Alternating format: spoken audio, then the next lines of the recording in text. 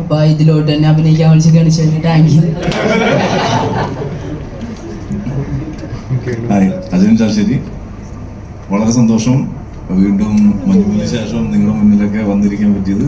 ഞങ്ങൾക്കും വളരെ സന്തോഷമാണ്. വളരെ എല്ലാ സ്ഥലത്തു നിന്നും വളരെ സന്തോഷമുള്ള റിപ്പോർട്ടുകളാണ് വരുന്നുകൊണ്ടിരിക്കുന്നത്. നമ്മളെ എല്ലാ ആളുകളും വിളിക്കുന്നുണ്ട്. എന്നാലും വളരെ സന്തോഷത്തോടു കൂടി നിങ്ങളുടെ മുന്നിലിരിക്കാൻ പറ്റുന്നത് വളരെ ഭാഗ്യം. Hello everyone, I'm Shailaja. I would just like to thank all of you for coming here to hear us, and it's a matter of great pride for us to be associated with Chidambaram and this wonderful film and to produce it. So thank you everyone. Hi, എൻ്റെ പേര് സാന്ദ്ര ചന്ദ്രൻ. ഇതും എൻ്റെ first ഫിലിമാണ്. എല്ലാവർക്കും thank you. Hello, എൻ്റെ പേര് ടോവിനോ തോമസ്. ഇതെൻ്റെ ആദ്യത്തെ സിനിമയാണ് ചിദംബരത്തിൻ്റെ ഒപ്പം. ഈ പടത്തിലേക്ക് എന്നെ വിളിച്ചത് ഗണമല്ല, പക്ഷെ പറഞ്ഞു വിട്ടത് ഗണമാണ്. ചിതുവും ജിത്തും കൂടെയാണ് വിളിച്ചത്. അപ്പോൾ എനിക്ക് ഭയങ്കര കേട്ടപ്പോൾ തന്നെ ഭയങ്കരമായിട്ട് ഇഷ്ടപ്പെട്ട ഓൺ ദ സ്പോട്ട് യെസ് പറഞ്ഞ ക്യാരക്ടറാണ്. അത് വന്ന് സിനിമയുടെ ഷൂട്ടിന് ജോയിൻ ചെയ്ത ഫസ്റ്റ് ഡേ, ഫസ്റ്റ് ഷോട്ട് മുതൽ ഈ ഭയങ്കര ഹാപ്പി ആയിട്ടും എക്സൈറ്റഡ് ആയിട്ടും ഭയങ്കര കംഫർട്ടബിൾ ആയിട്ടും വർക്ക് ചെയ്തിട്ടുള്ള ഒരു സിനിമയാണ്. മൊത്തം ക്രൂ ഭയങ്കര അടിപൊളിയായിരുന്നു. ഈ സിനിമയിൽ ടെക്നിക്കൽ ക്രൂ എല്ലാം ഗംഭീരമാണ്. കിടിലൻ ഡയറക്ടർ, റൈറ്റർ, അങ്ങനെയുള്ള എല്ലാ ഡിപ്പാർട്ട്മെൻറ്റുകളും ഗംഭീരമാവുന്ന സമയത്ത് അതിൽ അഭിനയിക്കുന്ന ആക്ടേഴ്സിനും ഭയങ്കര ഭയങ്കര അനുഗ്രഹമാണ്. ഭയങ്കര ഒരു എന്താ പറയുക സൗകര്യമാണ്. നമുക്ക് ഏറ്റവും നല്ല നമ്മുടെ പെർഫോമൻസ് പുറത്തു കൊണ്ടുവരാനായിട്ട് ഏറ്റവും നല്ല ടീമിനാണ് പറ്റുക. അങ്ങനെ ഈ സിനിമയിൽ ഒരു ക്യാരക്ടർ ചെറുതെങ്കിലും ഭയങ്കര ഇൻട്രസ്റ്റിംഗ് ആയിട്ടുള്ള ക്യാരക്ടർ ചെയ്യാൻ പറ്റിയത് വലിയ സന്തോഷമുണ്ട്. ഹലോ, എല്ലാവർക്കും നമസ്കാരം. ഇവിടെ വന്നതിൽ ഒരുപാട് നന്ദിയുണ്ട്. ഇത് നന്ദിയുടെ ഒരു ബിഗിനിങ് മാത്രമാണ്. ഒരുപാട് നന്ദി പറയാനുണ്ട്. ഇങ്ങനത്തെ ഒരു സിനിമ എന്നും ഉണ്ടാവുന്ന ഒരു പരിപാടിയല്ല. അത് വല്ലപ്പോഴുമാണ് ഇങ്ങനത്തെ ഒരു സിനിമ ഉണ്ടാവുന്നത്. അതിൻ്റെ ഭാഗമാവാൻ ഒരുപാട് പേർക്ക് ആഗ്രഹമുണ്ടെങ്കിലും വളരെ കുറച്ച് പേർക്ക് സാധിക്കുന്നുള്ളൂ. അതിലൊരാളാകാൻ പറ്റിയതിൽ ഒരുപാട് സന്തോഷമുണ്ട്. അത് ചിദംബരത്തിനോടും ജിത്തുവിനോടും അതുപോലെ ഈ പടത്തിന് വേണ്ടി വർക്ക് ചെയ്ത എല്ലാവരും അവരുടെ 100% അതിൽ കൊടുത്താണ് ചെയ്തിരിക്കുന്നത്. അജയൻ ചേട്ടൻ്റെ ഗംഭീരമായ വർക്ക്, സിനാൻ, ആദി അസാധ്യ ആർട്ടിസ്റ്റുകളാണ്. പിന്നെ നമുക്കറിയാം ഫർസാന. എല്ലാവർക്കും നമസ്കാരം. എൻ്റെ പേര് സ്വപ്ന. എൻ്റെ ആദ്യത്തെ പടമാണ് കോസ്റ്റ്യൂം ഡിസൈനറായിട്ട്. എനിക്ക് ആദ്യം നന്ദി പറയാനുള്ളത് ചിദംബരത്തിനാണ്. Thank you for the trust. ഇത്രയും ഇങ്ങനത്തെ ഒരു ഫിലിം ആദ്യമായിട്ട് ചെയ്യുന്ന ഒരാളുടെ കയ്യിൽ ഏൽപ്പിക്കുക എന്ന് പറയുന്നത്. And thank you. നമസ്കാരം. എല്ലാവരും ക്ഷണം അനുസരിച്ച് വന്നതിൽ നന്ദി. ആദ്യമായിട്ടാണ് അഭിനയമല്ലാതെ ഫുള്ളി ടെക്നിക്കൽ സൈഡിൽ ഇവരുടെ വർക്ക് ചെയ്യാൻ സാധിച്ചൊരു സിനിമയാണ് ബാലൻ. എനിക്ക് വളരെ ഏറ്റവും സ്പെഷ്യലായിട്ടൊരു സിനിമയാണ് ബാലൻ. കാരണം കുറച്ച് ബഞ്ച് ഓഫ് ഫാക്ടേഴ്സിനെ കണ്ടെത്താനും അവരോട് വർക്ക് ചെയ്യാനും അതിൽ നിന്ന് ഒരു നല്ല റിസൾട്ട് ആൾക്കാരിൽ നിന്ന് കിട്ടുന്നത് എല്ലാം വളരെ സന്തോഷമുള്ള കാര്യം. Thank you. അമ്മൂമ്മക്ക് കൊടുക്കാം. ഉമ്മ. നമസ്കാരം. എൻ്റെ പേര് ഡോളി. വീട് തൃശ്ശൂരാണ്.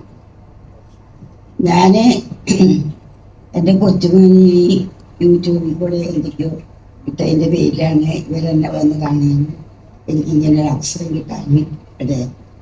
അതിനോട് പ്രത്യേകിച്ച് എനിക്ക് ഗണപതിയോടാണ്. കാരണം ഗണപതിയാണ് കണ്ടമാനം എന്നെ വന്ന് ശ്രമിച്ച് എൻ്റെ എല്ലാ കാര്യങ്ങളും ഒരു മകൻ്റെ പോലെ എല്ലാ കാര്യങ്ങളും ചെയ്ത് നിൽക്കുന്നത്. പിന്നെ ചിദംബരം ബാക്കിലാണ്. ഞാൻ പിന്നീട് ഈ മനുഷ്യനെ അറിയുന്നത്. ഇങ്ങനെ ഒരാളാണ്. പിന്നെ എൻ്റെ പേരക്കുട്ടി, അവനാണ് എൻ്റെ രീതി നയിച്ചത്. കണ്ടമാനം കഷ്ടപ്പാട് അവനവിടെ അനുഭവിച്ചിട്ടുണ്ട്. എല്ലാവരുടെ ചീത്തയും തെറിയൊക്കെ കേട്ട് അവർ വീട്ടിൽ നിന്ന് വരെ ഇറക്കി വിടാൻ തയ്യാറായില്ല. പക്ഷേ എല്ലാവരും ഉപരി എനിക്ക് ഇങ്ങനെ ഒരു സ്ഥാനം, ഇവരുടെ എല്ലാവരുടെ സഹായ സഹകരണങ്ങളും സ്നേഹങ്ങളും കിട്ടി. ഇതുവരെ എന്നെ ഈ സിനിമ ചെയ്യാനുള്ള പ്രചോദനവും ധൈര്യവും ഇതിന്റെ സ്ക്രീൻ പ്ലേ തന്നെയാണ്. എന്റെ സ്ക്രീൻ പ്ലേ ജിത്തുവിൽ നിന്ന് കേട്ടപ്പം ഇത് എങ്ങനെ ചെയ്താലും വളരെ നല്ല രീതിയിൽ വരുന്ന ഒരു കഥയാണെന്ന് എനിക്ക് നല്ല ഉറപ്പുണ്ടായിരുന്നു. പിന്നെ ടൊവിനോ ജീൻ എല്ലാം എന്താ പറയാ, like they also trusted in the story and came without much doubts, and thank you for that. എന്താ പറയാ, ഈ സിനിമയുടെ കഥ തന്നെയാണ് ഇതിന്റെ ധൈര്യവും പ്രചോദനവും. Thank you. ശരിക്കും ഇതിലെ കഥാപാത്രങ്ങൾ ഒരു ജേർണിയാണ്. പ്രേക്ഷകരെ ആ ജേർണിയിലേക്ക് ഇപ്പൊ ഒരു പോയിന്റ് കഴിയുമ്പോൾ ഇവർ ആരാണ്, ഏതാണ്, എന്താണ്, ഇങ്ങനെ പ്രേക്ഷകൻ തന്നെ ചോദിച്ചു തുടങ്ങുന്നുണ്ട്. അപ്പോൾ അതൊരു പ്രേക്ഷകനെ കൂടെ അങ്ങനെ ഒരു ചോദിപ്പിക്കാതെ പറഞ്ഞ ചെറിയൊരു പ്രോസസ് അല്ല. ശരിക്കും പറയാം, ഇവരുടെ കഥാപാത്രങ്ങൾ എന്താണെന്ന് ഒരു പോയിന്റ് ആകുമ്പോൾ നമുക്കൊന്ന് ബ്രേക്ക് ആവുന്നുണ്ട്. അപ്പോൾ എത്രത്തോളം ടഫായിരുന്നു ആ സ്ക്രിപ്റ്റിൽ എപ്പോഴും കൺഫ്യൂഷൻ വന്നിട്ടുണ്ടാവും? സ്ക്രീൻ പ്ലേ നിങ്ങൾ പറഞ്ഞ പോലെ തന്നെ എല്ലാ കഥയിലും നമ്മൾ പ്രേക്ഷകരും കൂടെ ആ കഥ പറച്ചിലിന്റെ ഭാഗമാക്കണം. ഞാനൊരു 3 പറയും, ബാക്കി യു ഫില്ലിൻ. അപ്പൊ അങ്ങനത്തെ ഒരു കൊടുക്കൽ വാങ്ങലുണ്ടെങ്കിൽ സിനിമ ഭയങ്കര എൻഗേജിങ്ങും ആൾക്കാർക്ക് ആ സ്റ്റോറി ടെല്ലിങ്ങിന്റെ ആ ജേർണിയിൽ അവരുടെ പാർട്ടായിട്ട് അപ്പോൾ എല്ലാം സ്പൂൺ ഫീഡ്. അപ്പോൾ ഞാൻ കുറച്ച് ഫില്ല് ചെയ്യും, ബാക്കി നിങ്ങൾ ഫില്ല് ചെയ്യും. അങ്ങനത്തെ ഒരു രീതിയാണ് നമ്മളിൽ അപ്രോച്ച് ചെയ്തിരിക്കുന്നത്. ഫസ്റ്റ് ഫിലിമാണ്, ഒരു എക്സ്പീരിയൻസ് ആണ്. ഒരു ബിഗ് സ്ക്രീനിൽ പ്രേക്ഷകരിൽ എത്തിക്കാന്ന് പറഞ്ഞാൽ ചെറിയൊരു കാര്യമല്ല. അപ്പോൾ എന്റെ ട്രെയിലർ ഒക്കെ ഇറങ്ങിയ സമയത്ത് ആളുകൾ വിചാരിച്ചു ഇതൊരു സൈക്കോ പടമായിരിക്കും, ഒരു സൈക്കോ ക്യാരക്ടറൊക്കെ ആയിരിക്കും, അങ്ങനത്തെ ഒരു ഇതുണ്ടായിരുന്നു. എന്താ എക്സ്പെക്ടേഷൻ ഇത് ചെയ്യുന്ന സമയത്ത്? മെയിൻ എക്സ്പെക്ടേഷൻ എന്ന് പറഞ്ഞാൽ ഇത്രക്കും ടാലന്റഡും എസ്റ്റാബ്ലിഷ്ഡ് ആയ ഒരു ടീമല്ലേ. അപ്പോൾ അവരൊരു ലെവലിലാണെങ്കിൽ നമ്മളും അങ്ങോട്ടേക്ക് എങ്ങനെയെങ്കിലും ഒന്ന് എത്തിച്ചു വരണം. അപ്പൊ ആ ഒരു ചെറിയൊരു പ്രഷർ ഉണ്ടായിരുന്നു. പക്ഷേ mainly I just wanted to enjoy the journey, ഷൂട്ടിന്റെ എക്സ്പീരിയൻസ്. അത് ശരിക്കും ആക്ച്വലി എൻജോയ് ചെയ്ത് truly living it through and through. ഈ കഥയിലെ കഥാപാത്രം എത്രത്തോളം നമുക്ക് റിലേറ്റ് ചെയ്യാൻ പറ്റും? ഇപ്പം ബാലനെ ഹാൻഡിൽ ചെയ്യാന്ന് പറഞ്ഞ ചെറിയ ബാലൻ ഭയങ്കര ഹൈപ്പർ ആയിട്ടുള്ള ഒരാളാണല്ലോ. അതെ അതെ, കൂടുതൽ റിലേറ്റ് ഒന്നും ചെയ്യാൻ പറ്റില്ല. അവള് ഇത്തിരി എന്താ പറയാ ക്വസ്റ്റനബിൾ കാര്യങ്ങളൊക്കെ ചെയ്യുന്ന ഒരു ക്യാരക്ടറാണ്. So I can fully relate to her. പക്ഷേ റിലേറ്റ് ചെയ്യുന്ന ഒരു കാര്യം എന്ന് പറഞ്ഞാൽ അവളുടെ ലോയൽറ്റി, അവളുടെ മകനോടുള്ള loyalty is just like can't even explain it. അപ്പോൾ that's the same kind of loyalty that I believe in when it comes to people that we love.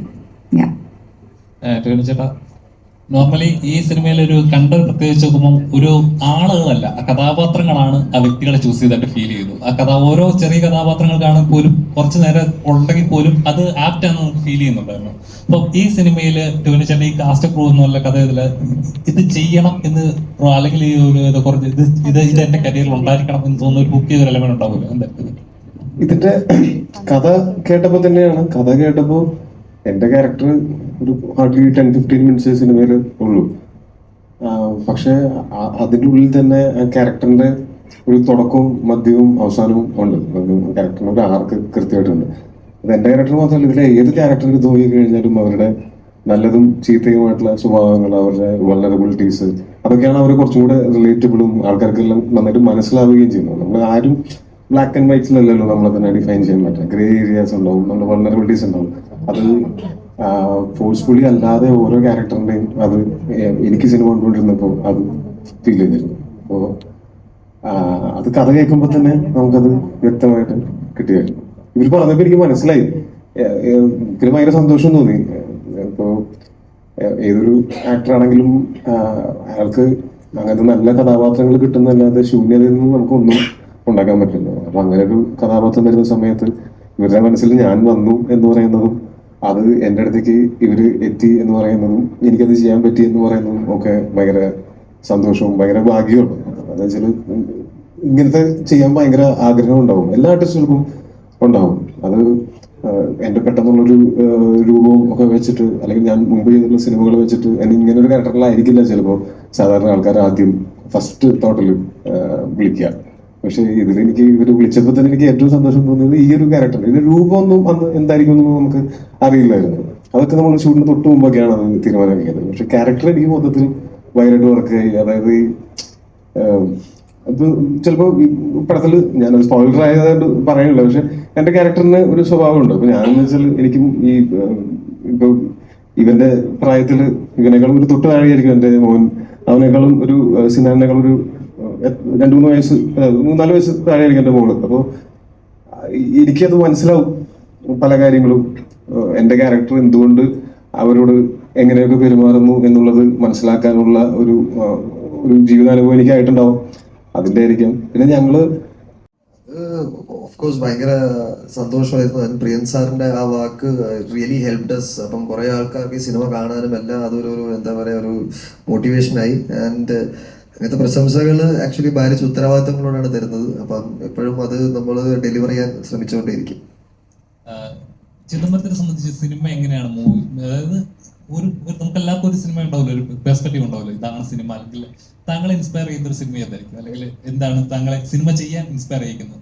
അങ്ങനെയല്ല, എല്ലാ സിനിമയും യുണീക്കാണ്, എല്ലാ സിനിമയും സ്പെഷ്യലാണ്. അപ്പം ചില കഥകൾ പറയണം, some stories has to be told, it has to be heard. അപ്പം അങ്ങനെയൊക്കെയാണ് നമ്മൾ സിനിമയിലേക്ക് അറിവ് ചെയ്യുന്നത്, ഇതാണ്, ഇത് ചെയ്യാം, ഇതൊരു നല്ല സിനിമയായിരിക്കും എന്നുള്ളത്. പിന്നെ കഥ തന്നെയാണ് എൻ്റെ, പിന്നെ എല്ലാം. പിന്നെ കാണാത്ത സിനിമ ചെയ്യുകയാണെങ്കിൽ അത്രയും ബെറ്റർ. നമ്മൾ ഇതുവരെ കാണാത്തൊരു കഥയും കാണാത്തൊരു ലോകമാണ് കൊടുക്കുന്നതെങ്കിൽ അത്രയും ബെറ്റർ. ഒരു സിനിമയിൽ എന്ന് പറഞ്ഞ കാസ്റ്റിംഗ് ഭയങ്കര ഇമ്പോർട്ടൻ്റ് ആണ്. അപ്പൊ ഈ രണ്ട് കുട്ടികളെ കണ്ടപ്പോൾ ശരിക്കും രണ്ടുപേരും ഒരേപോലെ ഉണ്ട് തിയേറ്ററിൽ കാണുന്ന സമയത്ത്. അപ്പൊ പ്രത്യേകിച്ച് പിള്ളേരെന്ന് പറഞ്ഞു കഴിഞ്ഞാൽ അവരെ മൈൻഡ് ഇങ്ങനെ മാറിക്കൊണ്ടേയിരിക്കും. അപ്പൊ അവരൊക്കെ എങ്ങനെയാണ് ട്രെയിൻ ചെയ്തിട്ടുണ്ടായത്, പ്രത്യേകിച്ച് മോനെ? അവന് ആക്ച്വലി ചെറുതിന് ആദ്യം എനിക്ക് തോന്നിയത് അവൻ ഡയലോഗൊക്കെ ഭയങ്കര പെട്ടെന്ന് ക്യാച്ച് ചെയ്തിട്ട് പറയും. നമുക്കായാലും ചില സമയത്ത് ഞാനൊക്കെ അഭിനയിച്ച ചെറുപ്പത്തിൽ അഭിനയിക്കുക, ഡയലോഗ്സ് പെട്ടെന്ന് മെമ്മറി ചെയ്ത് പറയാന്ന് പറഞ്ഞത് കുറച്ച് ബുദ്ധിമുട്ടുള്ള കാര്യമാണ്. അതൊക്കെ അവന് ഭയങ്കര ഈസി ആയിട്ടുള്ള കാര്യമാണ്. പിന്നെ സിനാനും ആയാലും, പിന്നെ ആദ്യം എനിക്ക് ഒരു 10 ദിവസം കഴിയുമ്പോൾ ആർക്കായാലും നമ്മൾ ഒരു ഷൂട്ടിൻ്റെ ഒരു എക്സൈറ്റ്മെൻറ്റ് കുറയും. ആ സമയത്ത് അവന് കുറഞ്ഞിട്ടുണ്ടായിരുന്നു. പക്ഷെ എന്നാലും അവനെ മോട്ടിവേറ്റ് ചെയ്ത് എടുക്കുമ്പോൾ അവൻ വളരെ തിരിച്ച് ക്യാച്ചപ്പ് ചെയ്തിട്ട് അവന് പനിയുള്ള ഒരു ദിവസം ഉണ്ടായിരുന്നു, ഭയങ്കര പനിച്ചു കിടന്നത്. നമുക്ക് തന്നെ അവസാനം സങ്കടമൊന്നും വരും, രാത്രി 2:30 ആ സീൻ എന്തായാലും അന്ന് എടുത്തേ പറ്റുള്ളൂ. പക്ഷെ അവൻ വളരെ എന്താ പറയേണ്ടത്, അടിപൊളിയായിട്ട് അവൻ നമ്മളോട് സഹകരിച്ച് ചെയ്തു.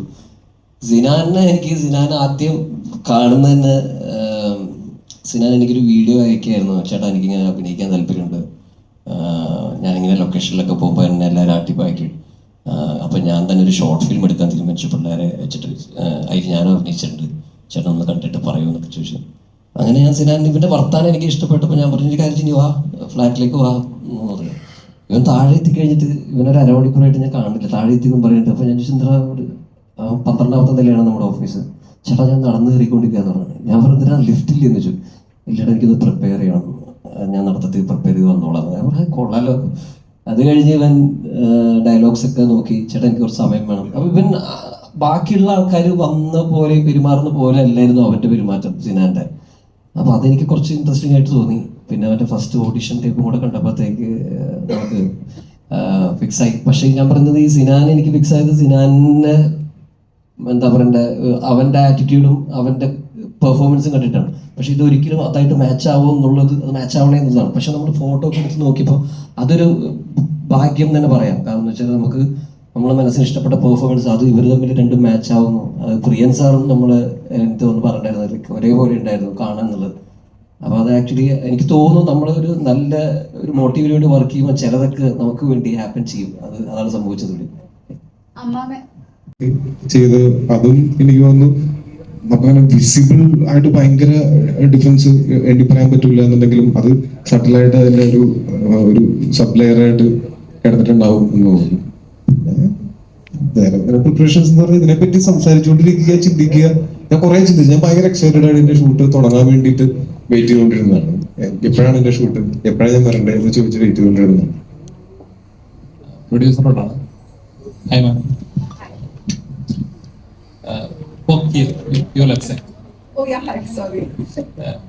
മാം, ഇപ്പം മലയാളത്തിൽ ഒരുപാട് Can I request you to ask in English? ഒന്നുമില്ല. ഇപ്പൊ ഒരുപാട് സിനിമകൾ മലയാളത്തിൽ പ്രൊഡ്യൂസ് ചെയ്യപ്പെടുന്നുണ്ട്, ലോ ബഡ്ജറ്റ് ആണ്, ഹൈ ബഡ്ജറ്റ് ആണെങ്കിലും. ഇപ്പൊ താങ്കൾ പുറത്തു നിന്നാണ് വന്നത്. ഇപ്പൊ പുറത്തു നിന്നുള്ള ഇൻവെസ്റ്റ്മെന്റ്, അതായത് ഇത് എനിക്ക് മോളിവുഡ് സിനിമ ചെയ്യണം എന്ന് അങ്ങനെ ഒരു ഇൻസ്പിറേഷൻ എന്തായിരുന്നു? ഈ സിനിമ ചെയ്യാനൊരു തോന്നിയ ഒരു ഇൻസ്പിറേഷൻ എന്തായിരുന്നു?